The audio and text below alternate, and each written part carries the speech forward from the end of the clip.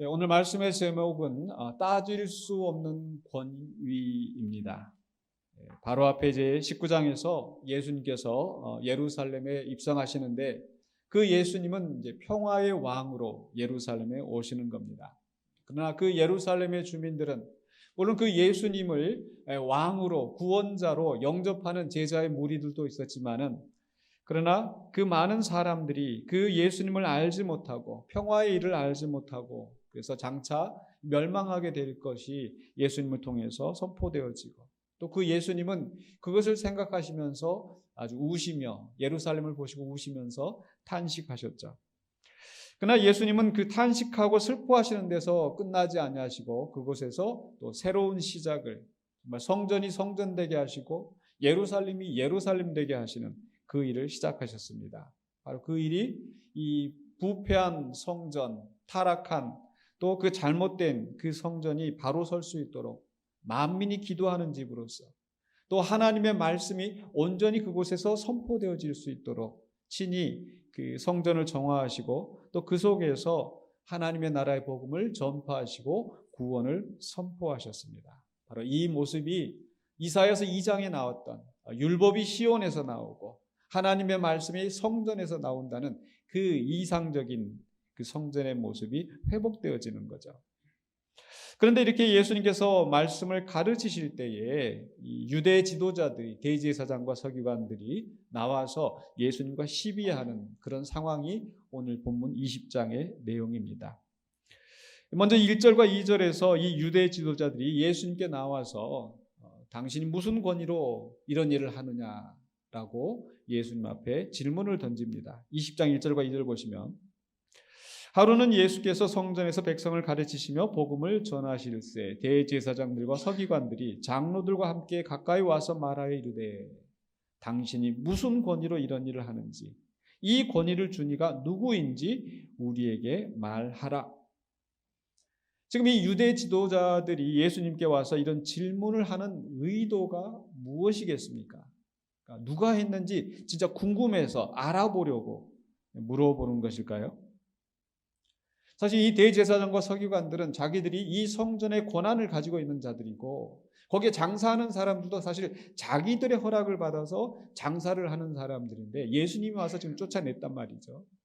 또 그 성전에서 누군가 말씀을 가르치려고 한다면은 자기들한테 허락을 받고 어떤 권위자에게서 인정을 받은 사람들이 그 일을 해야 되는데 도대체 왜 이 나사렛에서 온 갈릴리에서 온 이 예수라는 자가 도대체 무슨 권위로 일을 하는가? 또 예수님이 하신 일 때문에 자기들의 권위가 흔들리는 거예요. 그래서 예수님께 와서 지금 이 질문을 하는 거죠.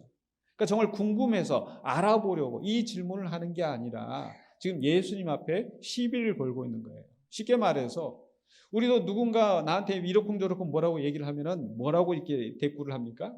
당신이 뭔데? 네가 뭔데? 이렇게 나가는 거잖아요. 그러니까 지금 이 사람들이 질문하는 게 바로 그런 태도예요. 부정적으로 부인하면서 예수님의 권위를 인정하지 않는 겁니다. 왜냐하면 바로 앞에 20장 오늘 봉독한 말씀 바로 앞에 누가복음 19장 47절로 48절에서 뭐라고 기록하고 있습니까? 예수께서 날마다 성전에서 가르치시니 대제사장들과 서기관들과 백성의 지도자들이 그를 죽이려고 꾀하되 이게 지금 이 대제사장들 서기관들 이 지도자들이 예수님을 바라보는 시각인 거예요. 그런데 예수는 죽이지 못합니다. 왜? 백성이 다 그에게 귀를 기울여 들으므로 어찌할 방도를 찾지 못하였더라. 근데 그들이 포기하지 않고 계속 자기들이 꿍꿍이를 꾸미고 서로 모여서 의논하다가 그렇지 무슨 권위로 일을 하는지 가서 따지면은 우리가 이 사람을 잡을 수 있다. 바로 이런 태도로 나온 것 같습니다. 근데 거기에 대해서 예수님께서 어떻게 응답하셨는지 3절과 4절에서 예수님께서는 바로 이 요한의 세례가 어디서 온 것인지 그 기원에 대해서 오히려 반문하십니다. 질문을 던지시는 거죠. 3절과 4절에서 대답하여 이르시되 나도 한 말을 너희에게 물으리니 내게 말하라.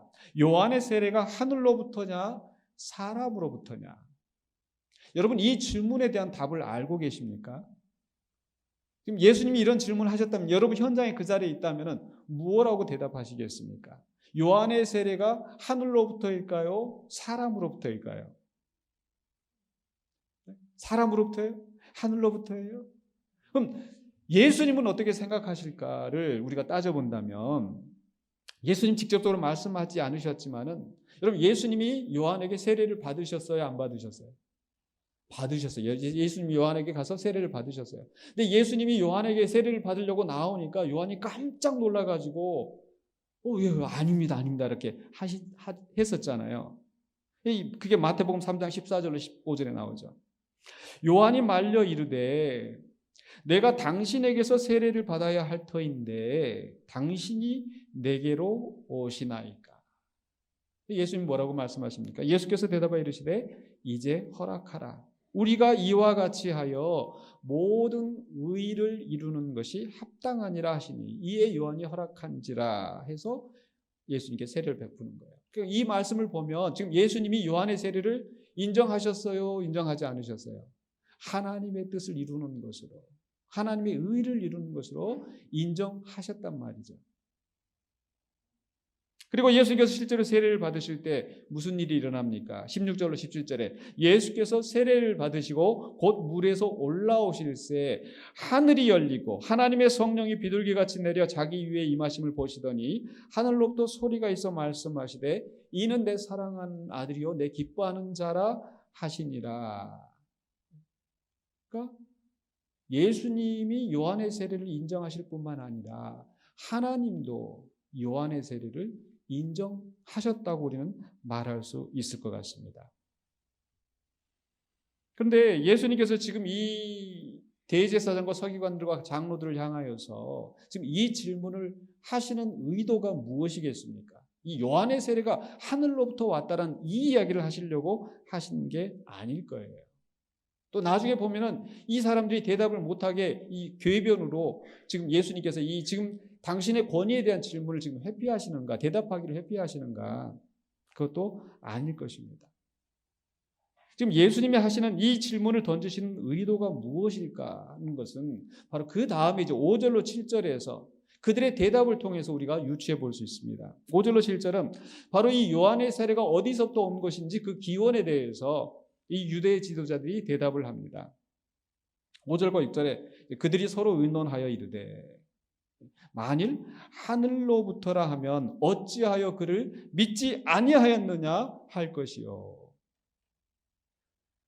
그러니까 요한의 세례가 하나님의 권위로 하나님이 원하셔서 하나님의 뜻 가운데 베푸는 거라면 당연히 그들도 가서 요한의 세례를 받았어야 되는데 이들은 사실 받지 않았거든요.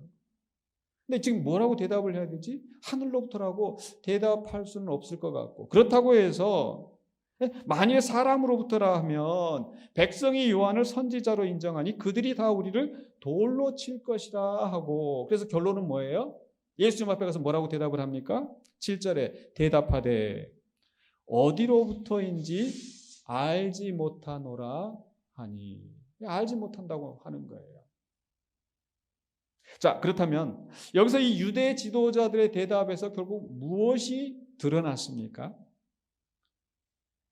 뭐가 나타났는가? 결국 이 대제사장과 서기관들이라고 하는 사람들이, 유대 지도자들이라고 하는 사람이 결국은 무지하다라는 거예요. 알 수 없다라는 거예요. 자기들은 우리가 아론의 아들들이고 대제사장이고 성전의 권한을 가진 자들이고 우리가 이 백성을 지도할 권한이 있고 라고 하면서 자기들의 권위를 가지고 이 갈릴리에서 오신 그 예수님을 지금 판단하고 정죄하기 위해서 나왔지만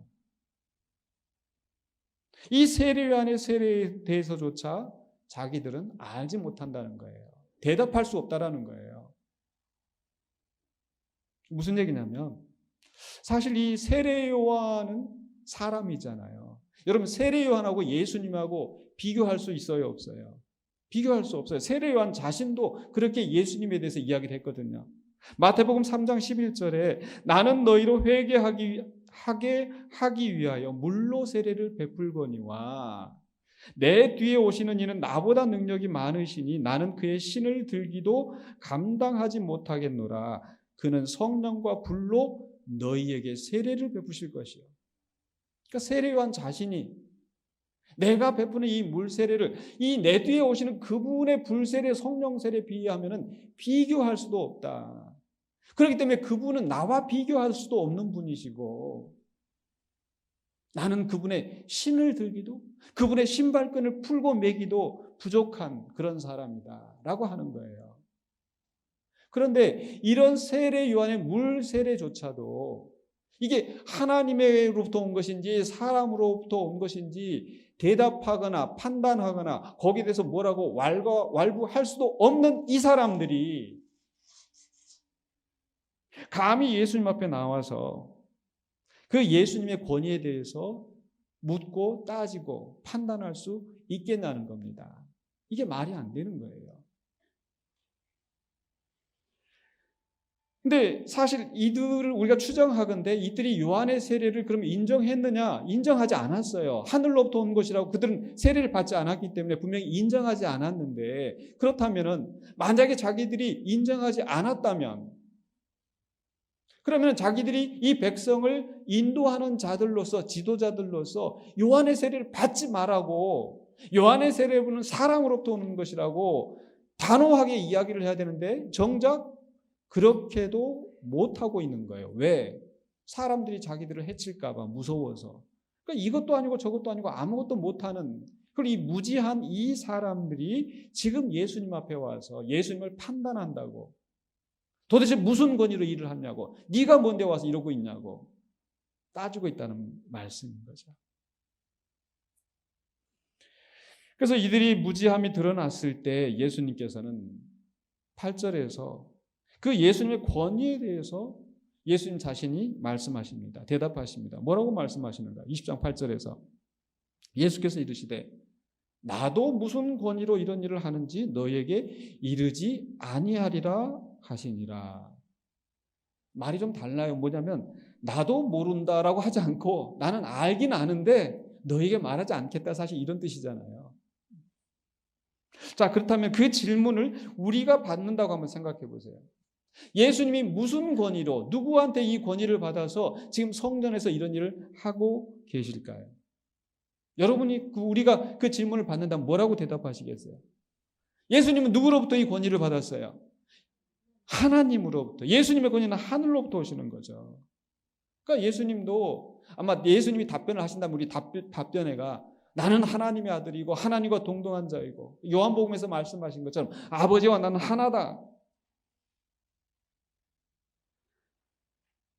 바로 태초에 계셨던 그 말씀이신 그분이 지금 그 말씀을 직접 가르치시고 있는 상황이잖아요. 그러니까 그렇게 좀 시원하게 말씀하시지 예수님 참 고약하게 나도 너에게 말 안 해. 왜 예수님이 이렇게 대답하셨을까? 왜 예수님은 유대 지도자들에게 나는 하늘로부터 권위를 받은 자라고 지금 이 순간에 말씀하지 않으셨을까? 사실 이들의 질문의 의미가 뭐냐면 누구로부터 이런 권위를 받았느냐라고 하는 것은 사실 이 대제사장이나 서기관들이 우리는 아론의 맏대손 또는 내가 누구로부터 이 직접 공부를 해서 내가 이런 받았다. 마치 요즘 이 시대에 예를 들어서 누군가 이렇게 의사를 하고 있다 그러면 어느 대학교에서 어떻게 어디서 뭐 린턴 레지던트 해가지고 자격증 의사 면허가 있느냐 없느냐 요거 따져보잖아요. 사실 신학교에서도 마찬가지예요. 여러분 그 강도사라는 거 들어보셨죠? 우리 장로교 그 교단에 속해 있을 때 보통 이제 전도사 했다가 이제 강도사인데 아니 세상에 무슨 강도사가 어디가 있냐 막 이렇게 궁금하실 수가 있을 거예요. 근데 그 강도사라고 하는 것은 도를 강해하는 즉 말씀을 선포하고 가르칠 수 있는 그런 교육을 받았고 그 시험을 거쳤고 그래서 이 사람은 그 강도를 할 수가 있다.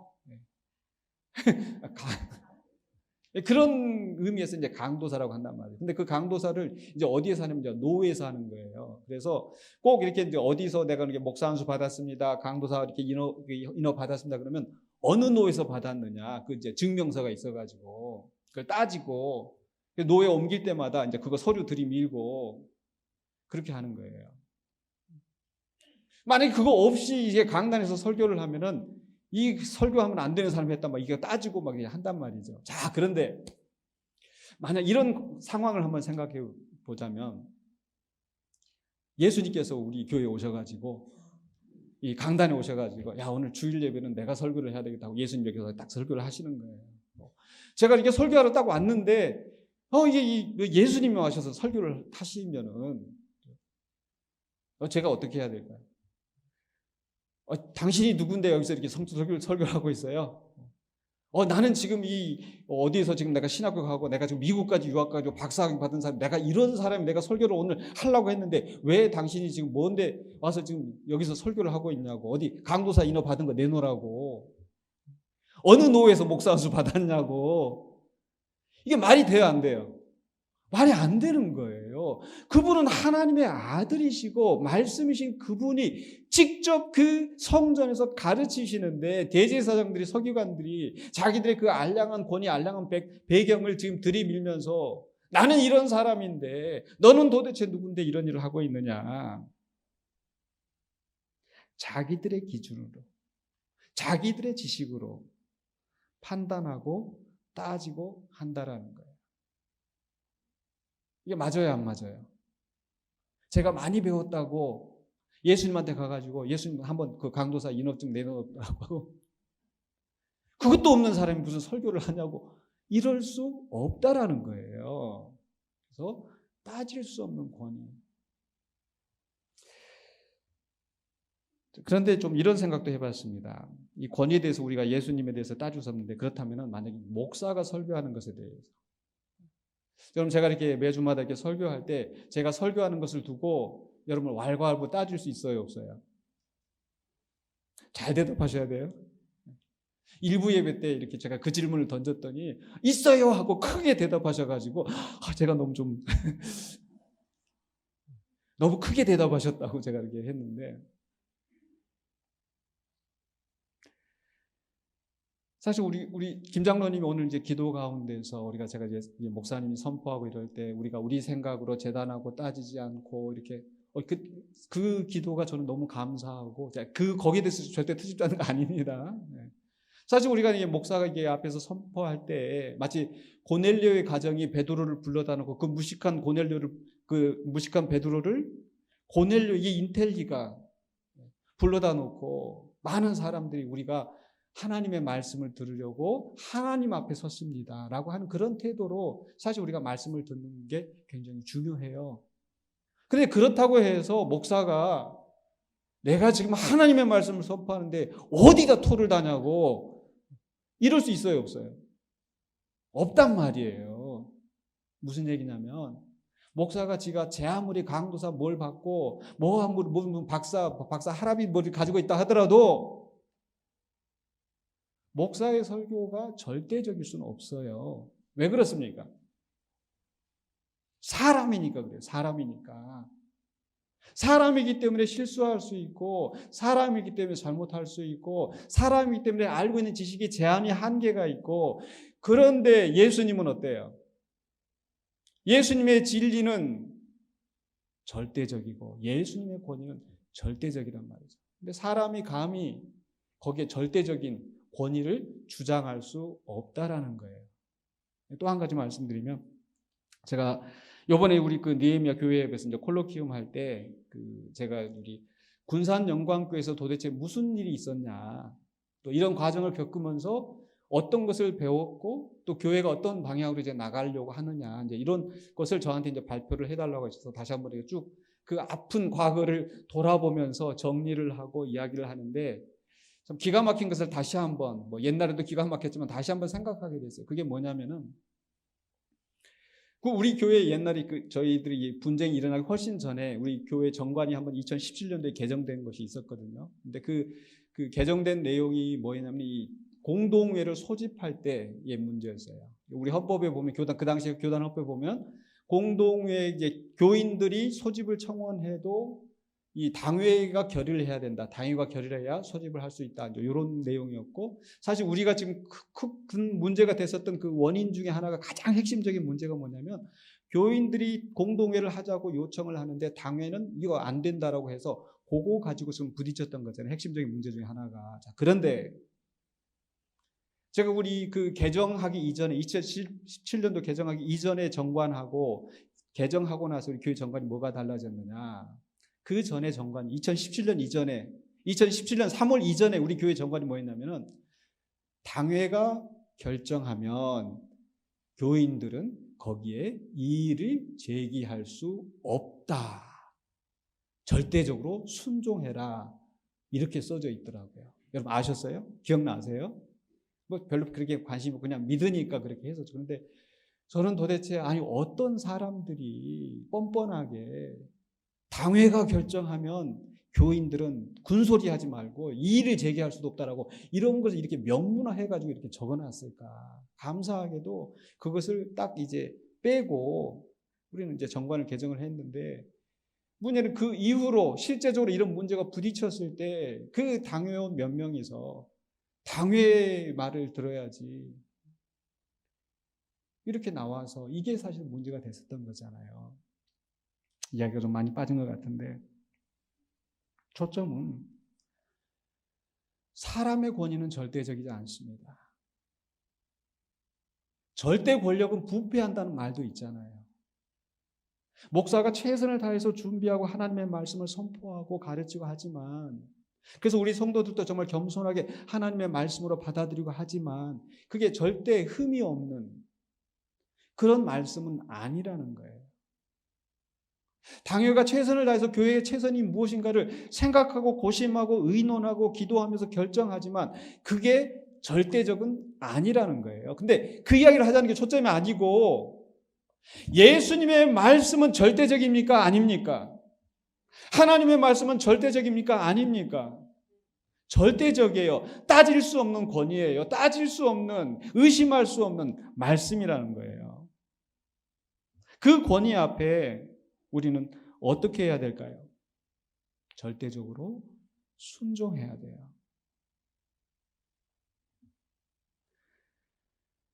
사실 예수님께서 이 성전에서 가르치실 때 이 대제사장과 서기관들이 장로들이 자기들의 알량한 권위를 가지고 그 예수님을 판단할 것이 아니라 예수님을 믿고 그 말씀에 귀를 기울이고 자기들의 생각을 바꾸고 예수님 앞에 엎드렸어야 하지 않겠습니까? 사실 바로 그 예수님이 정말 하나님의 아들이시고 절대적인 권위를 가지신 분이라는 것을 이미 앞서 행동으로 보여주시고 말씀으로 가르쳐 주셨어요. 그래서 그것을 본 사람들이 도대체 이분이 누구이기에 바다도 풍랑도 그분에게 순종하는가? 이건 의심의 질문이 아니라 놀람과 경외함으로 그분을 인정하는 질문이잖아요. 도대체 이건 누구의 죄를 사하시는가? 예수님께서 친히 아버지와 나는 하나다. 나는 아브라함보다 먼저 있는 자다. 근데 이게 자기들의 생각으로 이해가 안 되니까 그 예수님을 믿지 않고 배척하는 거예요. 게다가 자기들이 가지고 있는 권위가 흔들린다 싶으니까 그 예수님을 죽이려고 하고 있는 거예요. 근데 그런 사람들 앞에 예수님이 지금 이 순간에 당신이 무슨 권위로 일을 합니까? 무슨 권세로 하는지 우리에게 말해달라고 했을 때 내가 하나님의 권위로 일을 한다라고 말을 한들 이 사람들이 순순히 받아들일까요? 오히려 그것을 트집 잡아서 불경하다라고 하면서 죽일 구실만 찾겠죠. 돼지 앞에 진주인 겁니다. 그래서 예수님께서 직접적으로 내가 하나님의 아들이고 하나님의 권위를 가지고 내가 지금 이 말을 가르친다라고 하지 아니하시고 그 대신 예수님께서 요한의 세례가 하늘로부터냐 사람으로부터냐라고 질문을 던지신 거예요. 그 질문을 던지신 이유가 뭡니까? 그들의 무지와 그들의 한계를 그들이 대답할 수 없는 그런 그 사람에 대한 질문조차도 대답할 수 없는 그들의 무지함을 드러나게 하시고 그리고 회개할 기회를 주신 게 아닌가. 사실 이게 하나님의 방식이잖아요. 우리가 욥기를 보시면 욥은 참 의로운 사람, 하나님이 인정할 만한 욥과 같은 그렇게 하나님을 경외하는 사람이 없다. 욥과 같이 지혜로운 사람이 없다. 그런데 그런 욥이 고난을 당할 때 욥이 너무 억울하잖아요. 왜 나한테 이런 일이 일어났을까? 친구들이 와가지고 무슨 죄가 있는지 살펴보라고 이렇게 지적을 할 때 나는 죄가 없어. 아무리 생각해도 없어. 근데 결국 욥이 내린 결론은 뭐냐면 나는 죄가 없는데 하나님이 나를 치셨다. 도대체 하나님 나한테 왜 이러시는 겁니까? 이해할 수가 없습니다. 라고 탄식하는 거예요. 근데 이제 결론 부분에 가면은 39장에 가서 하나님이 드디어 말씀하시는데 하나님이 뭐라고 욥에게 말씀하십니까? 하나님이 직접 말씀하지 않으세요.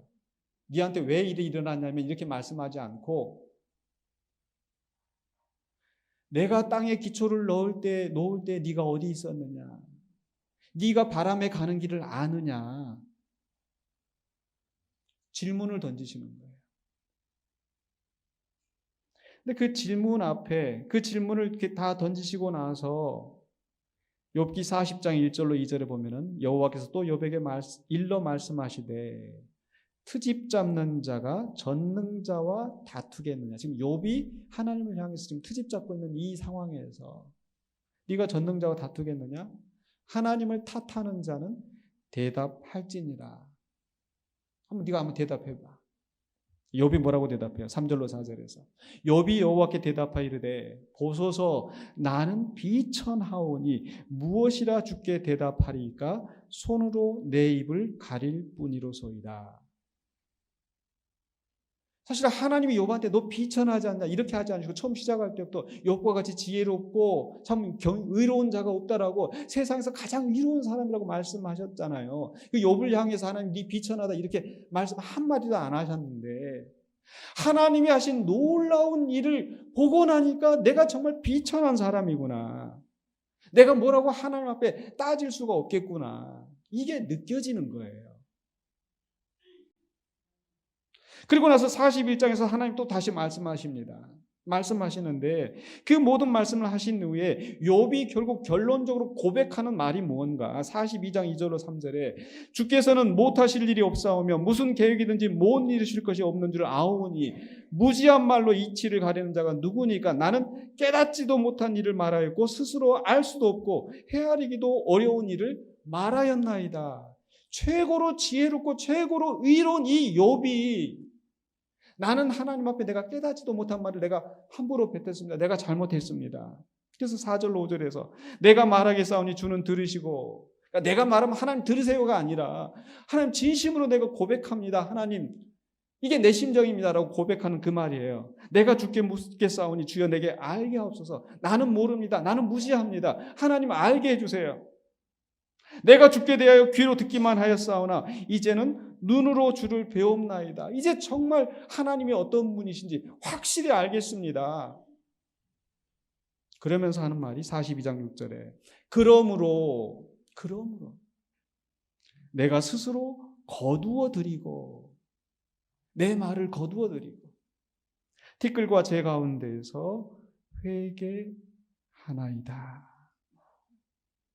하나님에 대해서 의문을 품고 내가 의로운데 왜 나를 치시고 왜 내 자녀들을 이렇게 어렵게 하시고 그렇게 의문을 품었던 그것이 내 이 하나님의 지혜에 비하면 내가 아무것도 아닌데 내가 떠들었구나. 내가 잘못했구나 하고 회개를 하는 거예요.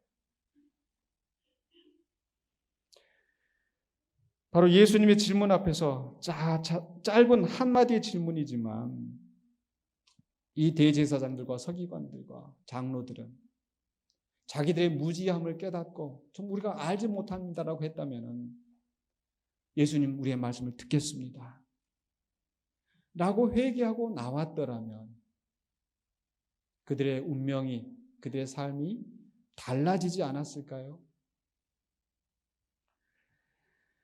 근데 이러한 말씀이 비단 그 대제사장과 서기관들에 대한 이야기가 아니라 바로 우리에게 적용되는 말씀인 줄로 믿습니다.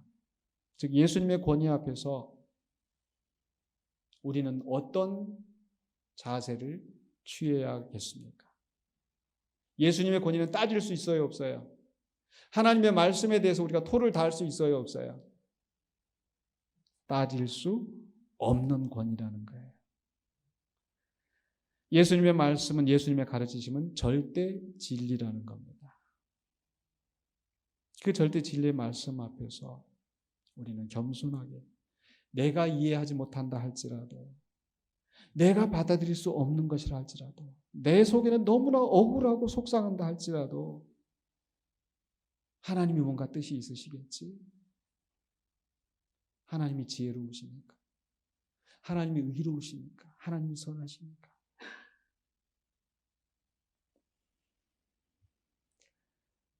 뿐만 아니라 그렇게 정말 어렵고 정말 억울하고 힘들 때뿐만 아니라 실제 우리의 삶 속에서 매일매일 살아가면서 우리는 예수님이 뭐라고 말씀하시는지 귀를 기울이고 또 그 뜻에 절대적으로 순종해야 될 줄로 믿습니다.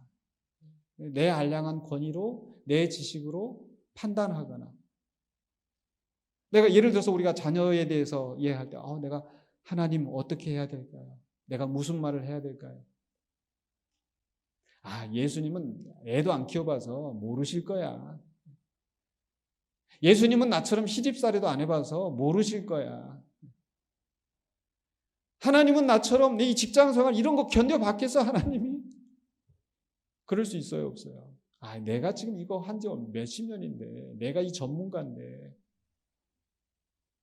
그런 태도가 아니라 매 순간 겸손하게, 하나님, 내가 어떻게 말을 해야 되겠습니까? 어떻게 해야 되겠습니까?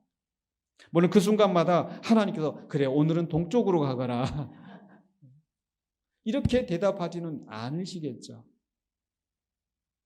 그럼 어떻게 해야 되는가? 우리에게는 기록된 말씀이 있고 우리에게는 또한 우리 안에 계시는 성령님의 인도하심이 있다는 것을 기억하시기 바랍니다. 그래서 우리는 항상 이 정말 주님의 말씀 앞에 배우는 자세로서, 마치 마리아가 예수님이 하신 말씀을 들으려고 그 무릎 아래 있었던 것처럼, 그래서 이 목사가 이 강단에서 설교를 할 때도 하나님의 말씀으로 겸손하게 받아들이려고 하는 것도 그의 일부인 줄로 믿습니다. 그냥 성경 공부하는 자리에 귀찮은데 일주일에 한 번씩 예배 한 번 가면 됐지, 그런 태도가 아니라 내가 하나님의 말씀을 더 배우고 더 사모하고 해야 주님의 말씀대로 순종할 텐데, 이게 예수님의 말씀을 절대적인 권위로 받아들이는 신앙인의 모습이 될 줄로 믿습니다. 정말 우리 장로님이 아까 기도하신 것처럼 그 말씀을 배우는 그 순간들 우리 성도들이 귀히 여기고 사모하고 그렇게 배우고 나아갈 수 있도록, 그리고 말씀을 배울 뿐만 아니라 실제 나의 삶 속에서 내게 부딪히는 이런 문제들을 그냥 내 생각, 내 판단대로, 내 해오던 대로, 내 성격대로, 내 하고 싶은 말 그냥 툭툭 내뱉고 그렇게 하는 것이 아니라 정말 하나님이 뭘 원하시는지 겸손하게 물으면서 신중하게 결정하고 말하고 행동할 때에 성령님께서 우리를 인도하실 줄로 믿습니다. 그래서 내 권위와 내 생각과 내 지혜로 주님의 말씀을 판단하고 의심할 것이 아니라 절대적으로 순종하며 승리하시는 우리 모두가 되시기를 주의 이름으로 간절히 축원합니다. 기도하겠습니다. 거룩하신 아버지 하나님, 은혜를 감사합니다. 오늘 우리에게 주시는 말씀 붙잡고 정말 우리가 하나님의 아들이신 예수 그리스도의 그분의 가르치심에 온전히 순종하며 나아가는 자가 되기를 원합니다. 내 생각과 다르고 내가 지금까지 살아온 내 경험과 다르고 내 사정과 너무 달라서 억울하고 속상할지라도 주님의 말씀에 귀를 기울이고 나의 권위를 주님 앞에 내려놓고 주님이 나의 왕 되시는 그 주님의 말씀에 귀를 기울이며 살아가는 우리가 되기를 원합니다. 그러나 여전히 우리의 모습은 연약하고 부족하여서 내 권위를 내세우고 내 주장을 앞세우고 그래서 하나님을 근심하게 하고 이웃에게 상처를 주고 하나님이 내게 맡기신 사명을 온전히 감당하지 못할 때가 많이 있었음도 주님 앞에 고백하오니 우리를 용서하여 주시고 우리가 온전히 주의 말씀에 귀를 기울이고 하나님의 뜻을 분별하여서 성령님의 인도하심을 따라 순종하는 우리의 삶이 되게 하여 주시옵소서. 예수 그리스도 이름으로 기도하옵나이다. 아멘.